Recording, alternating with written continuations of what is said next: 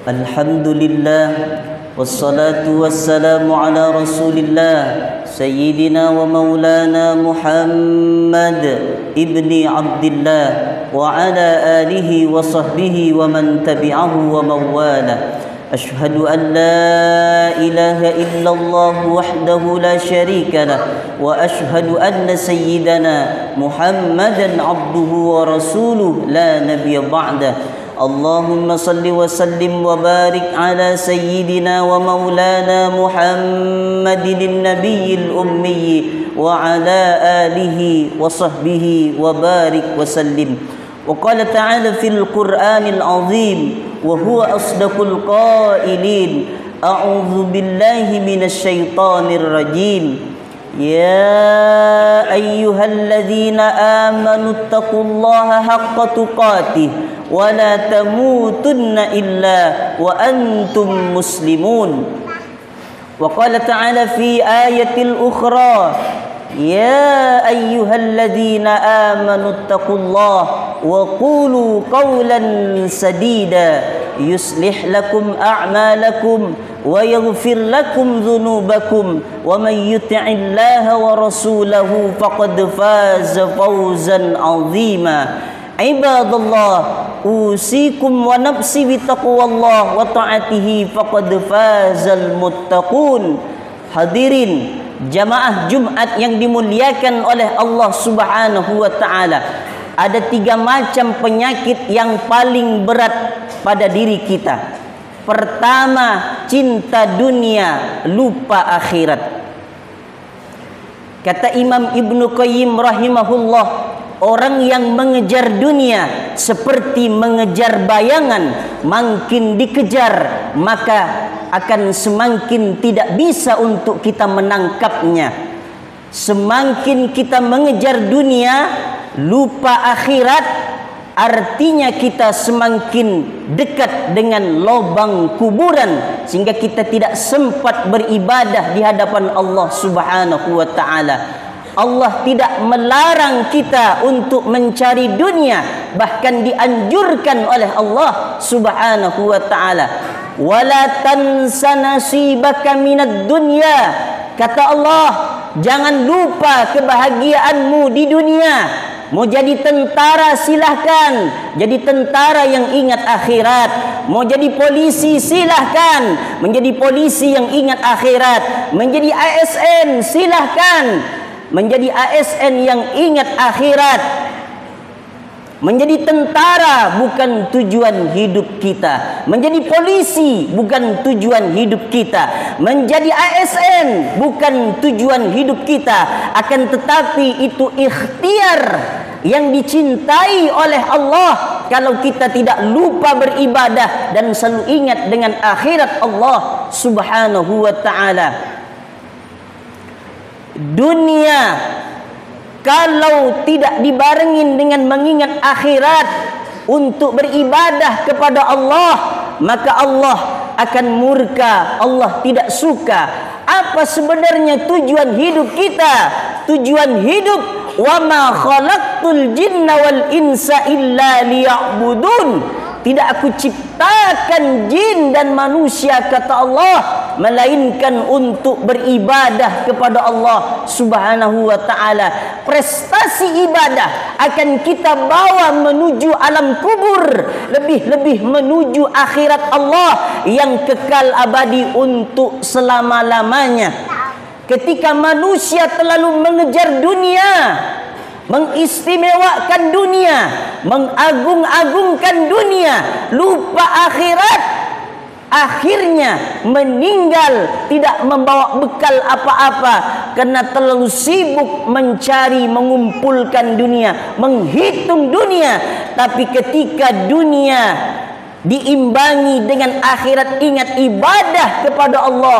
Sesibuk apapun pekerjaan, tetap ingat akhirat, tetap beribadah kepada Allah Subhanahu wa taala. Maka perkara yang demikian dicintai oleh Allah Subhanahu wa taala. Kejar dunia, tapi juga kita harus prioritaskan untuk mengejar akhirat. I'mal lidunyaka ka'annaka ta'ishu abada. wa'mal li akhiratika ka'annaka tamutu ghada. Bekerjalah untuk urusan duniamu seolah-olah engkau akan hidup selama-lamanya, dan beramallah untuk urusan akhiratmu seolah-olah kita akan mati besok pagi, kita akan wafat, kita akan pulang menghadap Allah, kita akan meninggal. Dan semua yang dikejar dari pagi, bahkan ada yang pulang malam, dari pagi bahkan ada yang pulang pagi, bahkan ada yang sampai tidur di tepi jalan, itu semua akan ditinggalkan. Tidak ada yang dibawa menghadap Allah. Yang dibawa menghadap Allah laki-laki 3 helai kain tipis berwarna putih, tidak berjahit dan tidak berkocek. Apa maknanya?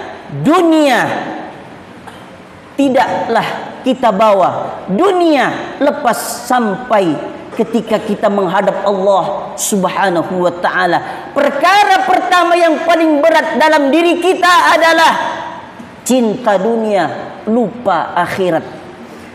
Yang kedua, cinta harta, lupa bersedekah.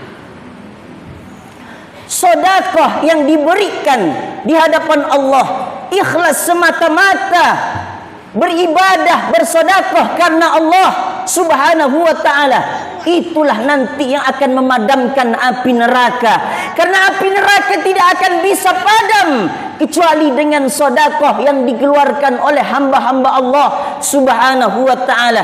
Ma'akalta fa'abnaita, yang kau makan busuk. Wa ma labista fa'ablaita, yang kau pakai lapuk. Wa ma tasaddaqta fa'abdaita, yang kau sedekahkan itulah yang akan kau bawa menghadap Allah Subhanahu wa ta'ala. Likulli imri'in tahtadil lisadaqatihi, nanti manusia di akhirat akan bernaung di bawah sedekahnya yang dikeluarkan di hadapan Allah Subhanahu wa ta'ala. Punya harta titipan, menyia-nyiakan titipan, dosa, dan setiap dosa nanti akan dipertanggungjawabkan di hadapan Allah Subhanahu wa ta'ala. Kata Rasulullah, min aina iktasabahu wa fima anfaqahu, dari mana harta itu kau dapat dan kemana harta itu kau belanjakan, nanti akan ditanya oleh Allah Subhanahu wa ta'ala. Wa ma anfaqtum min syai'in fahuwa yukhlifu wa huwa khairur raziqin. Dan orang-orang yang menginfakkan hartanya di jalan Allah pasti akan diganti hartanya oleh Allah, dan dialah Allah sebaik-baik pemberi rezeki. Tahukah anda wahai hadirin sidang Jumat yang dimuliakan oleh Allah, ara'aita alladhi yukadzibu bid-din, tahukah kamu orang yang mendustakan agama Allah Subhanahu wa ta'ala, beragama tapi mendustakan agama Allah Subhanahu wa ta'ala. Fadzalikal ladzi yad'ul yatim, dialah orang-orang yang menghardi anak yatim, yang benci kepada yatim. Wala yahuddu ala ta'amil miskin, dan tidak memberikan makan kepada orang miskin, orang yang lapar. Gajimu 5 juta, maka zakat malnya setiap bulan 125.000. Gajimu 6 juta, maka 150.000 tiap bulan. Kenapa kita untuk antisipasi memberikan zakat mal itu tiap bulan? Karena kalau setiap tahun jumlahnya banyak, bisa menggiurkan mata, tidak jadi zakat mal dikeluarkan, maka harta itu tidak berkah di hadapan Allah. Kenapa demikian? Di dalam harta yang sudah dititipkan oleh Allah ada hak orang lain, ada hak orang miskin, ada hak orang yang lapar yang mesti kita keluarkan. Maka jangan main-main dengan harta yang sudah dititipkan oleh Allah Subhanahu wa ta'ala. Ini perkara yang kedua yang paling berat di dalam pada hidup kita, di dalam diri kita. Perkara yang ketiga, cinta kehidupan, lupa dengan kematian. Jadikan kematian nasihat terbesar dalam hidup kita. Jadikan peristiwa kematian selalu di depan mata kita. Karena kalau kita ingat mati, maka kita rajin ibadah di hadapan Allah. Kalau kita ingat mati, maka kita tidak akan curang dalam timbangan kita dalam berdagang. Man ghasyana falaysa minna. Siapa yang menipu, maka dia bukan golongan umat Nabi Muhammad, tidak diakui oleh Rasulullah sallallahu alaihi wasallam. Kematian adalah suatu peristiwa besar dalam hidup kita yang memutuskan segala apa yang kita cintai, segala apa yang kita senangi. Harta tinggal, anak, istri, ganteng, cantik akan ditinggalkan karena kematian. Maka Rasulullah mengajarkan kita, perbanyaklah kita untuk mengingat kematian, karena dengan mengingat mati kita makin tambah rajin ibadah di hadapan Allah Subhanahu wa ta'ala. Setiap napas yang kita hembuskan dalam sehari perharinya, menit per menitnya, itu menandakan kehidupan kita di atas dunia ini berkurang. Maka beruntunglah orang yang dititipkan usia oleh Allah Subhanahu wa ta'ala.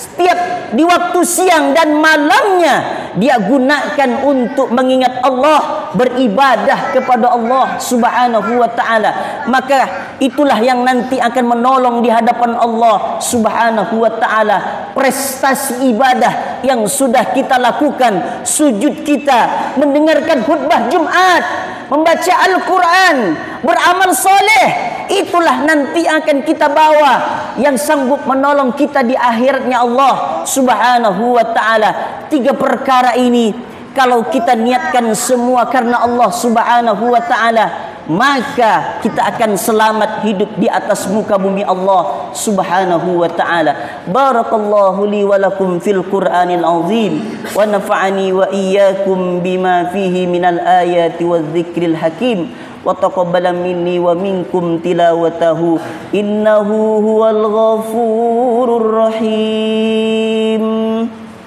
Allahumma shalli ala sayyidina Muhammad